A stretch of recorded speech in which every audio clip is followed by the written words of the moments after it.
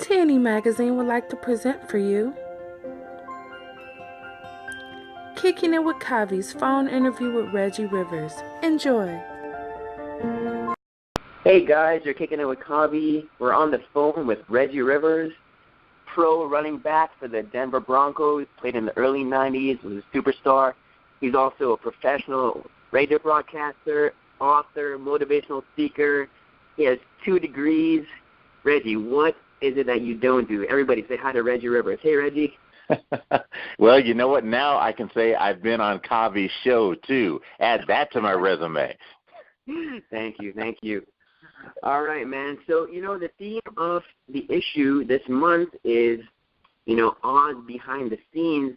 And what we're referring to is the Wizard of Oz.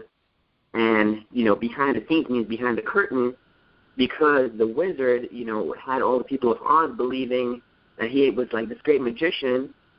But, he did all these behind-the-scenes actions that made the illusion real. So you having all the success, being a pro NFL player, which is, 1 in a million shot, having all your professional like TV and radio personality gigs and being a motivational speaker and having massive success in your life, what could you tell our readers about the things you did behind the scenes to achieve that kind of success? Yeah, I think that the things that people do to be successful are what happens in the NFL. We saw it in the Olympics recently. We see it in business every day. And it's basically successful people make their goals about the process rather than the outcome. And so when I want to make it in the NFL as a running back, I don't really set my goal and say, well, my goal is to be a running back in the NFL. Obviously, that's what I'm thinking long-term I want to do. But to be successful, I know that I really have to think about my daily behaviors and make my goals be about things that are in my control. So to say, my goal this week is going to be to make it to every day of the off-season workout program. My goal is to eat well. My goal is to sleep well. My goal is to give myself the best physical opportunity to improve this week so that I have a chance to make the team in fall when we start tryouts. And as I've gotten into the business world, I realize it's all the same thing, that salespeople who say, well, my goal is to sell $1 million worth of product this month typically don't hit that goal. But the salesperson who says, my goal is to contact 10 of my current clients and or prospects every day, and my goal is to meet for lunch with my prospects or contacts 3 times a week, and my goal is to get 4 coffees with my prospects every week. The people who make those type of process goals tend to be successful over and over and over again, and they're the ones who make it look easy. They're the ones who have that kind of Oz quality about them, that magic is happening, and all the stuff that's causing it to happen seems invisible to the people who are observing. I hear you, man, and I think that's the key right there. People only get to see from the outside, looking on the outside of us and seeing, oh, man, he's driving the nice car. He might be getting that, big paycheck. He's a pro athlete. But what you're talking about is actually, the SMART goals people talk about. It's, it's time-tested. It's achievable. It's consistent. You have to do it every day. And I think you could probably agree with me that across time, those things add up. Oh yeah, absolutely, they add up, and it's not glamorous. That's the part that people see of other people's success is all the glamorous stuff. They see the results and the outcome, but the stuff that makes it happen is all non-glamorous stuff. And to be successful, you really have to develop an appetite for that non-glamorous stuff. I saw an interview with Mo, whose last name I'm forgetting at the moment, but he's a British runner, runs the 5,000 meters, the 3,000 meters, the 10,000 meters. Yeah, Mo Farah, yeah. Right. Well, I saw a great interview with him, and they were asking him, well, what do you do day to day? And he says, well, I wake up at 5:30 in the morning. I have 2 pieces of toast with peanut butter on it. I go out and run for 12 miles. And then I come home and I sleep for 3 hours, and then I get up and I go out and I do a shorter run for about 4 or 5 miles.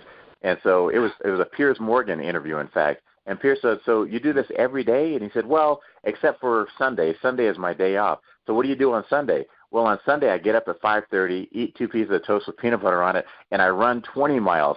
He said, well, I thought you said it was your day off. Well, I only run once that day instead of running twice, so it's kind of my day off.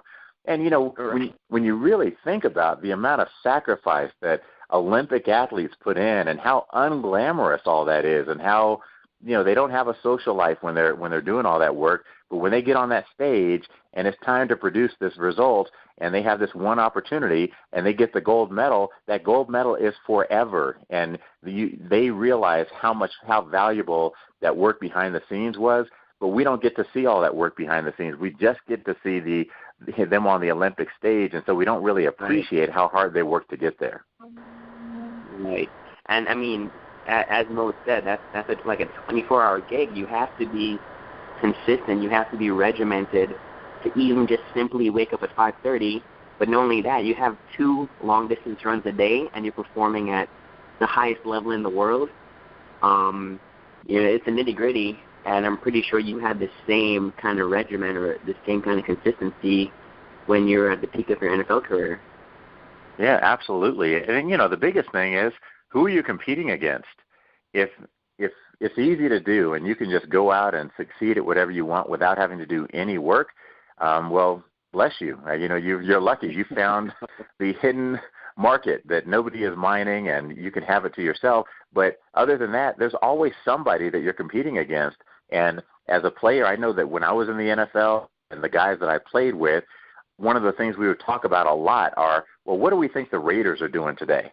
Do you think the Raiders are working hard in practice? Do you think the Raiders are working hard in the weight room? And if we think that they might be, then we better work a little bit harder, because they're going to be ready. We have to assume that our competition is going to be ready when it's time, and we better be doing everything we can every day to be ready for the things that are ahead of us and the opportunity that we have to get a win. And so it's all the little nitty-gritty. I really love your analogy of the Oz. I think it's perfect because so much of it does happen behind the scenes where no one's ever going to see it.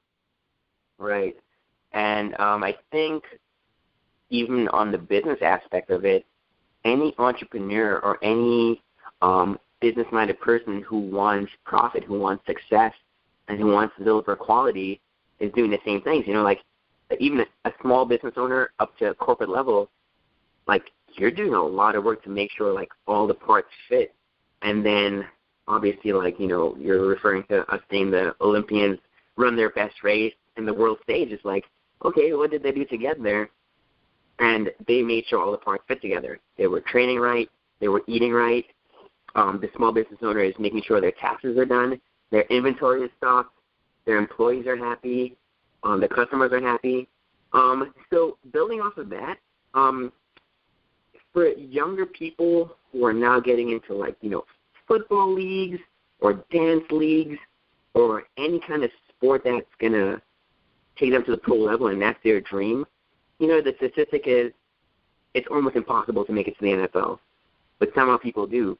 What would you tell these young people? What kind of advice would you give them to keep them motivated along the way? I would say it's basically along the same lines that if you want to get to the NFL, let's say that you're 12 years old right now. No, let's say 13. I have a 13-year-old son. So my 13-year-old son wants to get to the NFL. Well, yeah, the odds are very long on making it to the NFL. Maybe his chances are a little bit better because his dad played in the NFL, and so maybe he's got even better odds. But even then, it's still 1 in a million shot that he'll make it. And so if he makes that his goal and his driving force every day, then he's probably going to be disappointed at the end of that, and he might not keep his momentum up. But if his goal is, why am I playing football at age 13?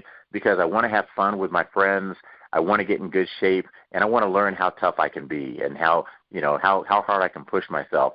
And then when I get into high school, I want to play football because I like playing the game. I want to learn it better. I want to hang out with my buddies. And girls seem to like football players, and so so you just have all of these things that are motivating you that are very local to you at that point in your life. It's not about that you want to be in the NFL at age 22. It's about what do you like about the sport at age 14? What are you learning that you enjoy at age 14? How cool is it to be doing this with your buddies? You guys are all going to war together with your buddies and fighting against these other teams, and you win some games and you get to feel what that feels like, and you lose some games, you learn to feel what that feels like. And I think that the people who take that approach and they just enjoy the game and whatever it is they're doing, whether it's band or dance or whatever it is, they just enjoy it for what it is and try to get out of it what they can right now.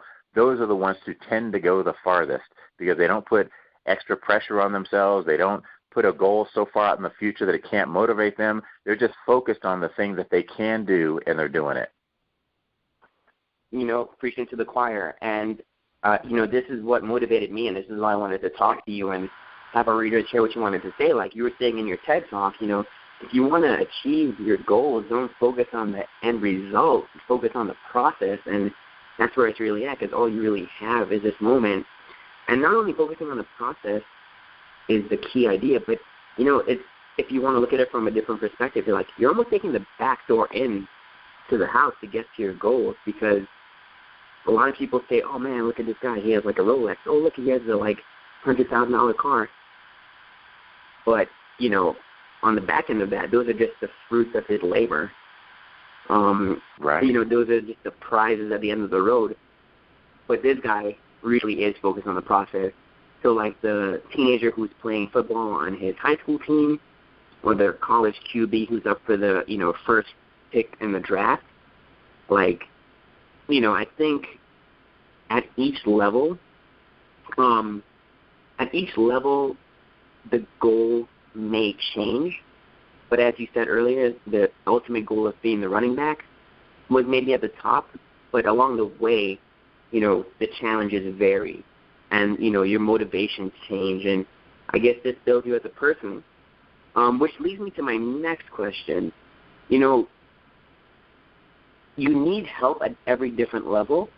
What kind of help did you get along the way that people didn't realize that you got help along the way that made you that much better?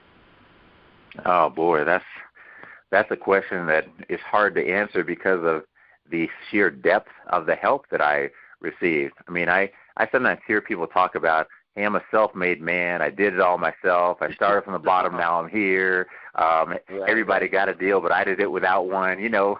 Everybody is trying to sell this story that they've done it all by themselves. But when I was graduating from college, I wanted to get a gift for 4 people who I thought had been really instrumental in my life and helping me get to that point. And my dad looked at my list and he said, well, you have 2 problems. 1, you don't have any money, which was his way of saying he wasn't going to give me the money.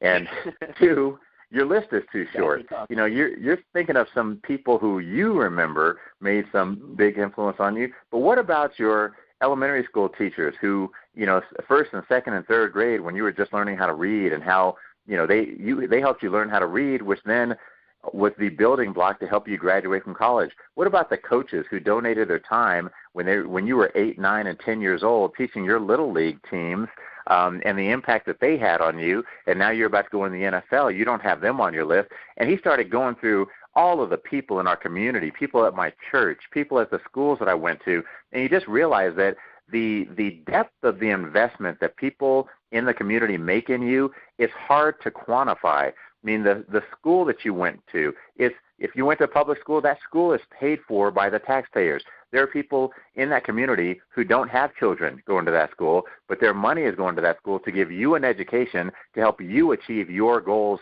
in life. All the people who have volunteered their time to do something that impacts you. And so I think the best thing that people can do is have a little bit of humility and to recognize that I didn't do all this by myself. Of course I had to work hard. Of course I had to have talent. Of course I had to have drive and focus. But if I didn't have all these people around me who have helped me get to where I'm going, I wouldn't have gotten there. And so now my obligation is I've got to do the same for the next generation of people who are coming up.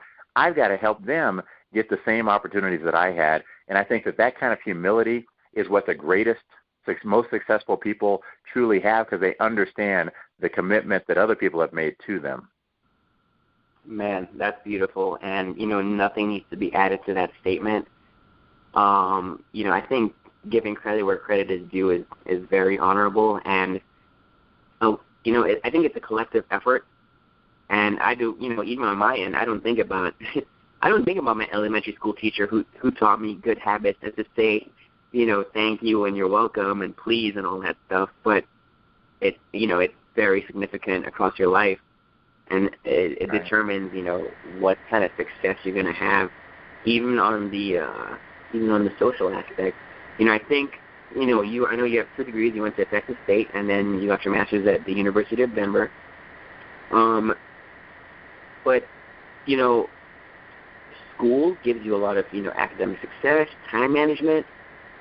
But would you agree that, like, also you got to get a lot of life skills, not only on the football field, but, like, you're now an entrepreneur, a businessman, an author. You're across so many fields, but I think one of the best teachers is life. What do you have to say about that? Oh, yeah, life, listen, life is the teacher that never gives up on you. It will keep teaching you until the day you die. And, and you don't have to learn the lessons. You don't have to learn them. You can learn them the first time, but if you don't learn them the first time, life will serve it up again and again and again until you learn it. And so, I am a big believer in that you have to have experiences, doing different things.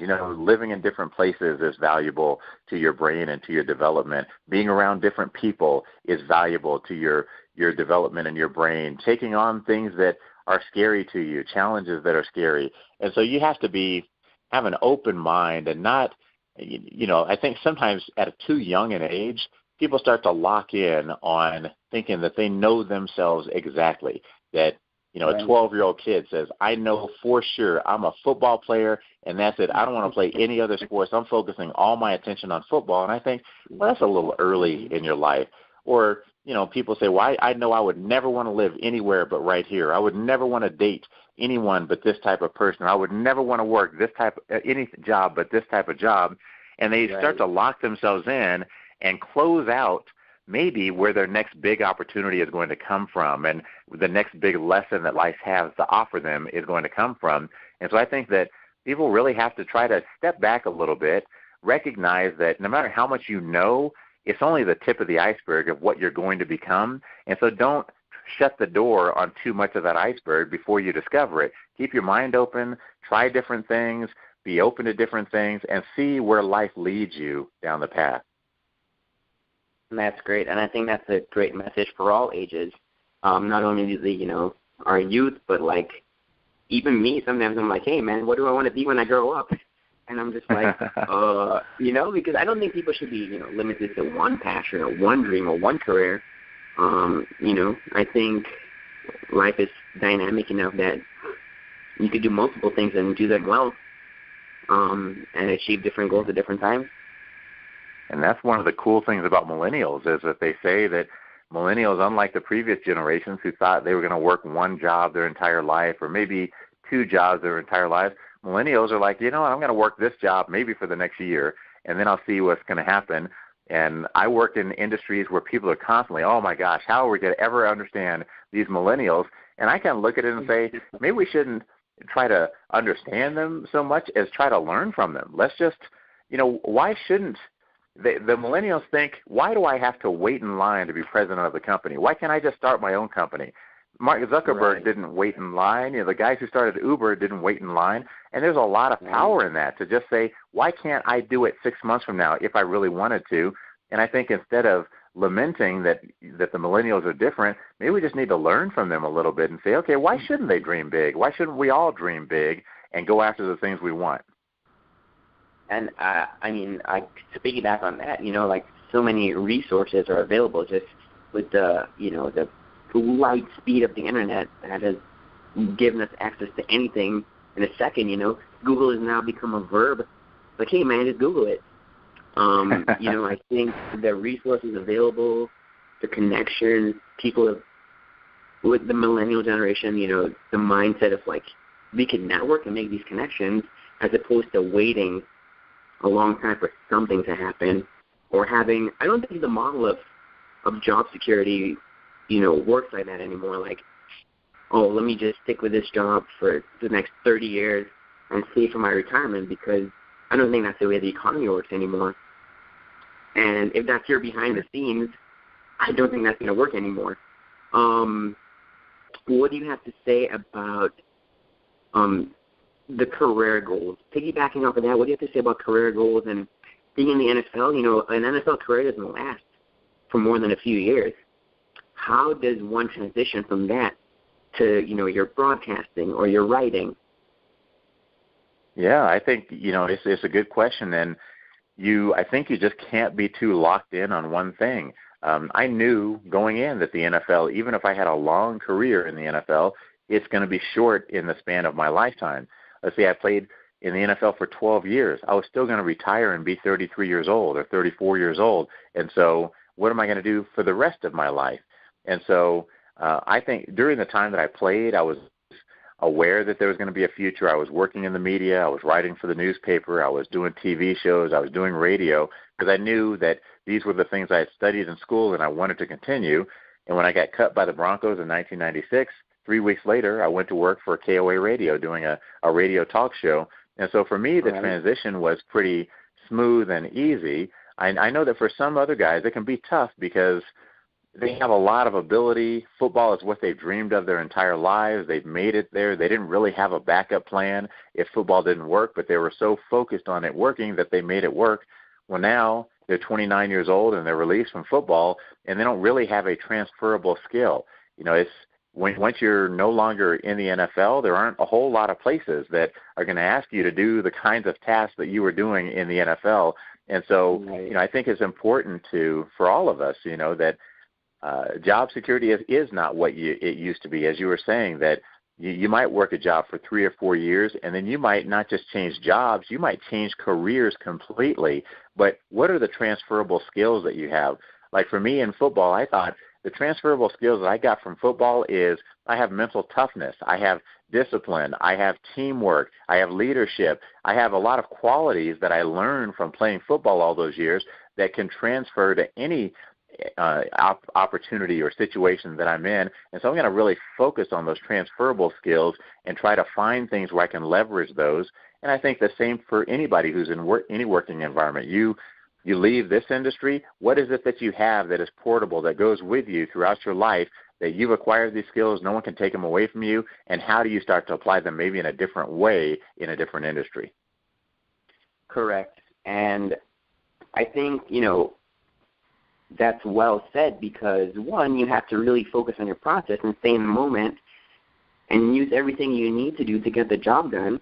But it's also great to plan for the future because, nothing is guaranteed, nothing is promised, especially, as you said, after an NFL career where for years and years you're working out, you're doing strategy on a team, you're playing football. And does that really, in the very physical, technical aspect, does that relate to or translate to the corporate world? Maybe not, but your leadership, your vision, your ability to adapt and change, companies are definitely looking for that. And I think that definitely ties into the behind-the-scenes skills, the behind-the-scenes actions that people take to make their successes happen. So, yeah, I absolutely agree with that. Go ahead. Mm-hmm. No, I was just saying I absolutely agree with that. You're right. We're on the same page. I think we're all on the same page, and we're gonna wrap it up right now.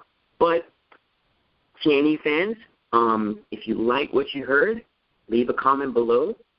Check out my next article in TNE magazine to learn more about Reggie, his company, Corporate Kickoff. You can also visit corporatekickoff.com to see all about Reggie's team, his vision, all the rest of his motivational speakers.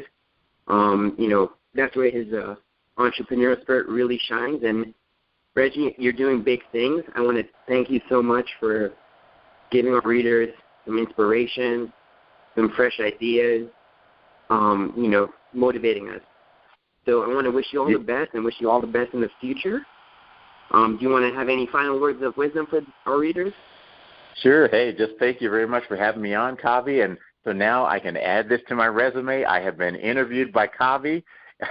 I am going to call my mother today and let her know. Oh, man, you're going to blow up my ego. All right, Reggie, thank you so much. Have a great day. Hey, you too, man. Bye-bye.